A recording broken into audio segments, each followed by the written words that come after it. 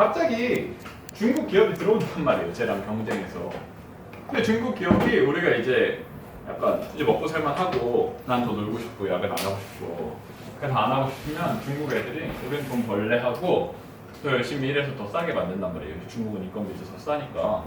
그럼 얘가 진짜 얘를 계속 유지할 수 있을까요? 그래서 별로 안 그래요. 약간 얘가 과거보다 더 열심히 일하지 않으면 이 돈을 유지하기가 되게 어려워요. 그러니까 결과적으로 이게 200억이냐는 거예요. 이게 안 되거든요. 이게 200억이 뭐 예를 들면 이런 거죠. 제가 생각하기에는 뭐 여전히 확률상으로 해본 적은 없지만 이럴 가능성이 50%고 이럴 가능성이 50%고 실제로 이럴 가능성이 없다고 주장하는 거에 가깝습니다.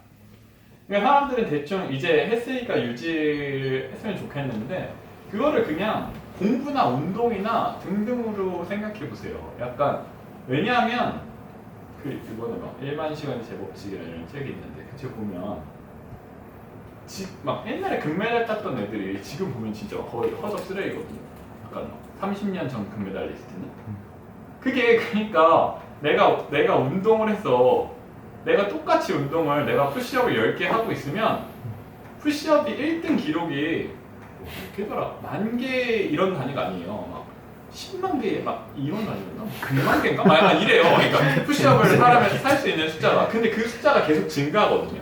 그러니까 인류가 계속 발전하잖아요. 근데 내가 푸시업을 계속 오늘 10개 하고 내일 10개 하고 나는 10개 하면 이제 충분하다고 뭐 예를 들면 그게 100개라고 한들 그 내 순위가 계속 밀린다는 거예요. 왜냐하면 시간이 지나서 인류가 발전했을 때 내가 고정이면 무조건 밀리니까.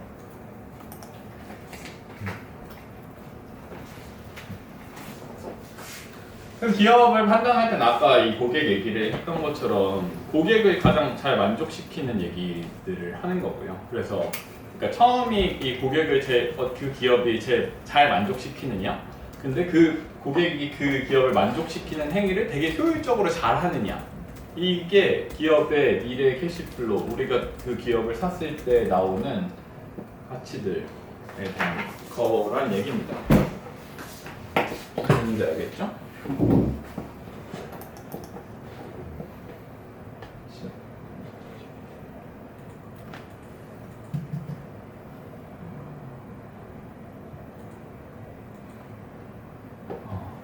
그 재무제표를 조금 더 돌아가서 다시 얘기를 해보면 이렇게 잘한다.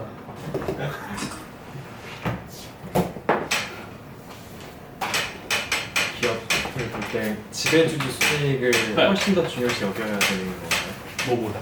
순이익보다? 네, 저는 순이익보다 무조건. 그러니까 순이익이란 개념은 실제로는 존재하지 않는 완전한 잘못된 개념이죠.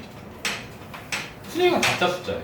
아까 얘기했던 우리 아빠가 그러니까 1억 1억에서 2억이 절대 아니고 1.1억만 아빠한테 계속 되는데 2억이라는 숫자는 애초에 존재하지 않는 숫자거든요.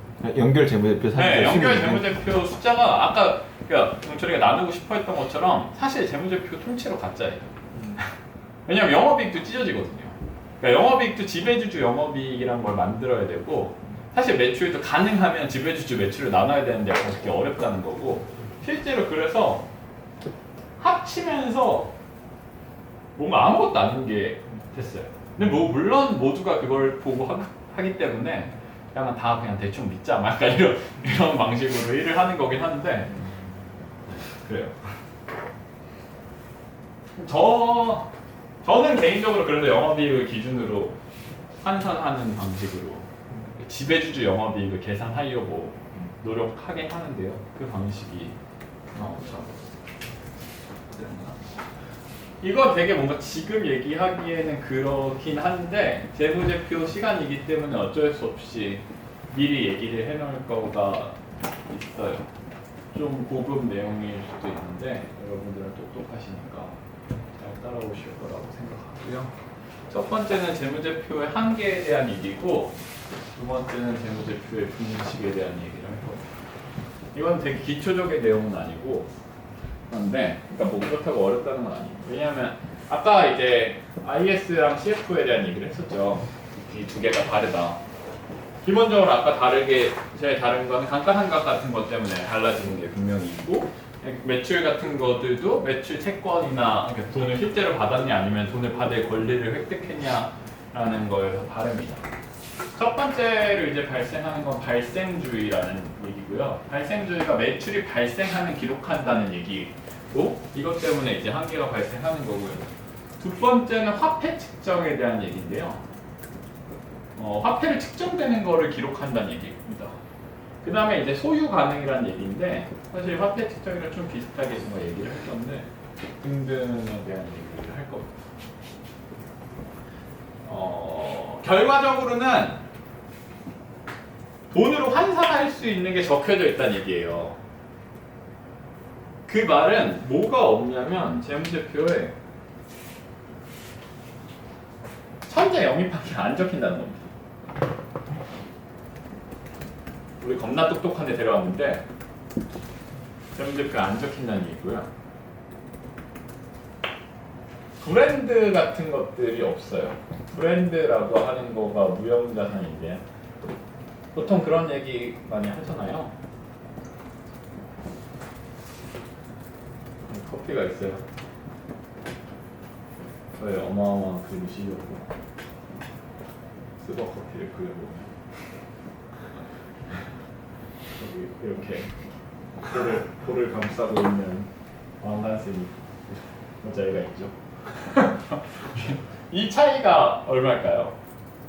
이 차이가 보통 브랜드를 평가할 때 이게 2,000원이고 얘가 5,000원이면 스타벅스의 브랜드 가치는 3,000원이라는 겁니다.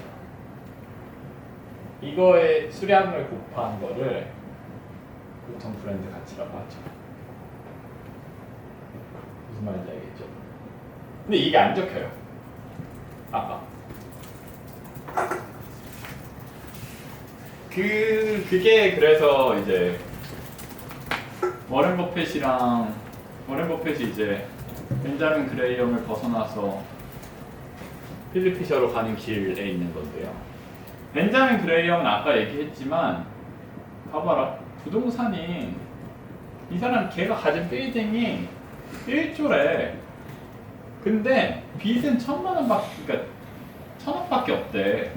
이게 9,000억이잖아. 근데 지금 5,000억이라니까?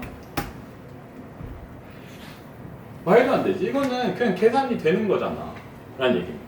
무슨 말인지 알겠지? 그러면 실제로 5,000억으로 9,000억을 사는 거랑 다를 바가 없게 되는 거죠. 그러니까 무조건 싸다는 겁니다. 그러니까 싼 거의 기준을 찾는 건데요. 근데 이제 사실 이게 부동산 팔 수 있는 부동산이면 뭐 괜찮긴 한데 문제는 아까 배당이랑 약간 이런 거랑 관련이 있는데 실제로 대주주가 그걸 안 팔면 나한테 안 들어온다는 거예요. 무슨 얘기인지 알겠죠? 그러면 이게 내가 대주주가 돼서 이 부동산을 팔고 찢으면 나한테 돈이 되는데 아니면 그냥 여전히 5,000억이 바뀌느냐로 내가 돈을 버는 건데 그 돈이 나한테 안 들어온다는 얘기입니다. 근데 이게 확장이 돼서 그냥 이게 이제 부동산도 아니고 흐려져요, 개념 자체가. 그래서 그냥 2칸이 1조인데 이게 0.1조면 이게 0.9조 아니냐는 겁니다. 근데 여전히 이게 이제 5,000억을 판다는 거죠. 0.5조에. 무슨 말인지 알겠죠? 근데 이게 1조를 측정하기가 되게 어려워요. 공장 가서 뭐 볼 거예요? 특히 막 재고자산 같은 거는 가끔 막 의류회사에서 태우거든요. 그러니까 자리만 차지한다고? 그럼 원래 재고 가치는 얼마일까요? 원래 이 소비자 상품가를 곱해놨어야 되는 거잖아요. 근데 갑자기 날아간단 말이에요. 그게 무슨 의미가 있냐고, 주주한테. 태울 건데. 지금 1,000억으로 잡혀있는데 태울 거라고요. 그럼 나한테 들어오지 않을 건데 이걸 뭐라고 측정할 거냐는 거죠. 근데 이 1조인데 0.5조로 측정이 되는 애가 있고 문제는 1조인데 그래서 0.9조잖아요. 3조로 측정이 되는 애가 있어요.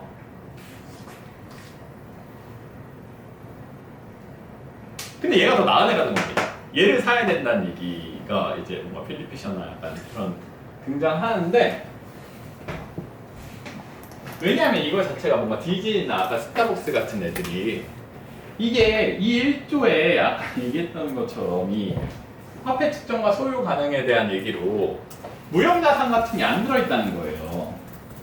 무슨 얘기인지 알겠죠? 그래서 이 가치를 제대로 측정을 할 수 있냐라는 점인데, 그러니까 무형자산이 있는 기업이 없는 기업보다 더 좋은 투자 대상이라는 거죠. 무슨 얘기인지 동의하죠? 그러면 그냥 이게 자산이 1조인데 0.5조보다 3조가 더 낫다는 문장이 말이 되게 되는 거예요. 무슨 얘기인지 알겠죠?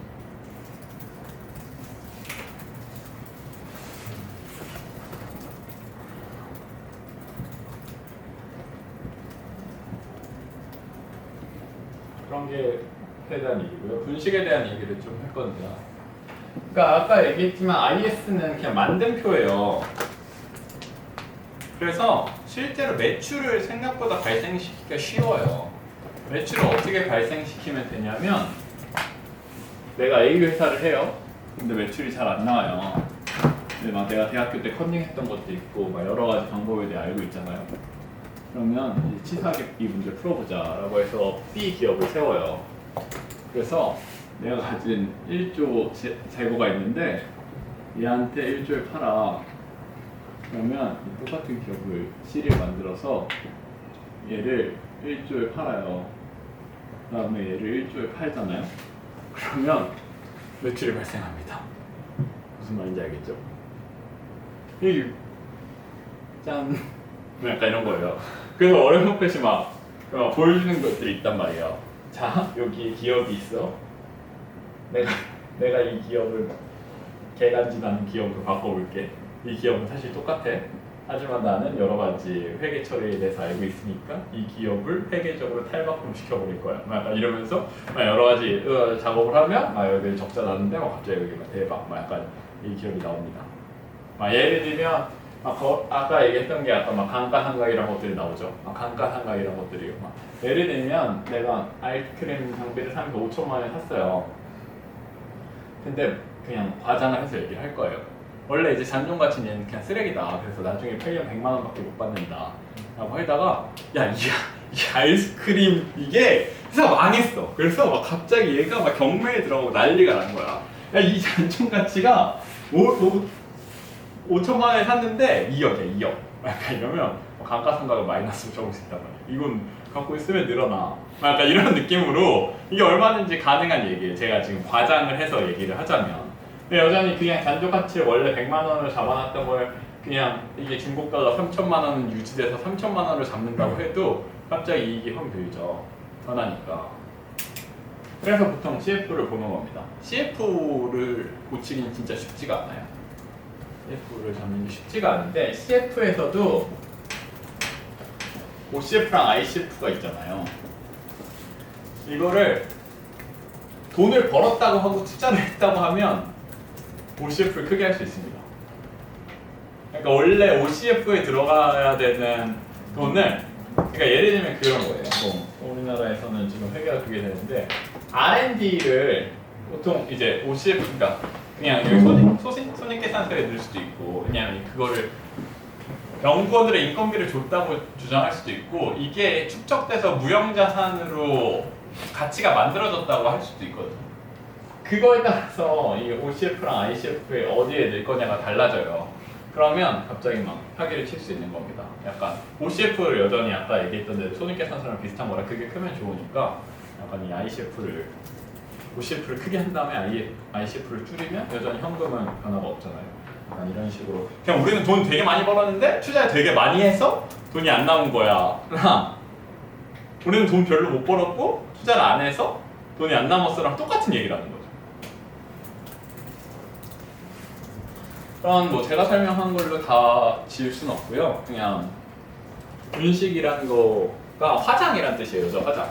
그래서 화장, 그러니까 숫자로 화장하는 게 가능하다는 얘기. 오늘은 너무 계속 수업의 진도가 쭉쭉쭉 나가서 진도는 여기까지 할 거고요. 왜냐하면 여러분들이 뇌를 고려하는 거예요. 여러 정보를 계속 받아들여야 되고 우려야 되는 7번에 7책이나 아직 남아있으니까 이제 질문을 쏟아내 보세요. 왜냐하면 여러분들은 이거 바이오 숙제를 하셔야 되니까.